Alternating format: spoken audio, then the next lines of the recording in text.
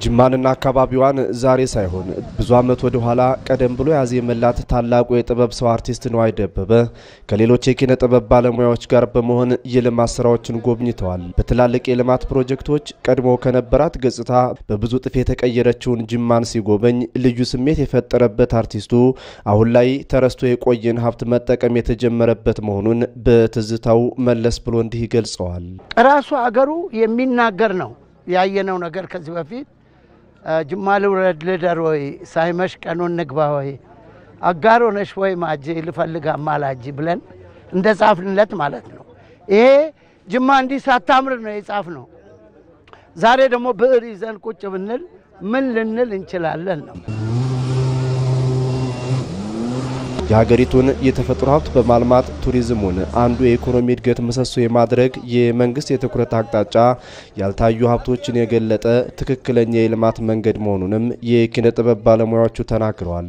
አልዋሽም። እኛም ሙዚቃ ሰርተን ስናበቃ ቪዲዮ ለመስራት ክሊፕ ለመስራት አገር አቋርጠን ነበር የምንሄደው። እኛም በዚህ ደረጃ አገራችን አናውቅም ነበር። እንኳን ተፈጥሮ የሰጠንን ነገር ፈልፍሎ ማውጣት አይደለም ደግሞ የጎደለንም ነገር ጨምሮ የመስራት ነገር ነው ያየሁትና እኔ በጣም ነው የኮራሁት። ማለት በጣም የተመለከቷቸው የልማት ስራዎች እንደ ሀገር ትልቅ ተስፋን የፈጠሩ መሆኑን የሚገልጹት የኪነ ጥበብ ባለሙያዎቹ እንዲህ አይነት ትላልቅ የልማት ስራዎች ለጥበብ እድገቱም ተጨማሪ አቅም የሚሆኑ ናቸው ብለዋል። ስለ ጅማ ለማውራት ባክግራውንድ ይመሰክራል።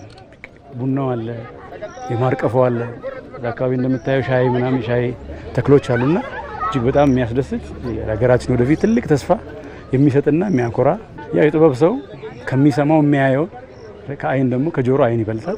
ምን ዘፍንላት ምን ሰራላት ሀገር በዚህ ደረጃ የተቀየረች የተለወጠች ያደገች መሆኗን ማየት ለኛ በጣም ትልቅ እርካታ ነው። ከዚህ በላይ ሌላ ምንም የሚያስደስት ነገር የለም። ሁሉም በየአካባቢው አልምቶ መጠቀም ከተቻለ ኢትዮጵያ ከበቂ በላይ የተፈጥሮ ሀብት የተቸራት ሀገር በመሆኗ ኢትዮጵያውያን ሰላምና አንድነታቸውን ይበልጥ በመጠበቅ የተሻለች ሀገር ለትውልድ ማስተላለፍ እንደሚገባም ገልጿል። ጅማ ረቢ ሲያ ጉዲስ ነው አይደል? ረቢ ሲያ ጉዲስ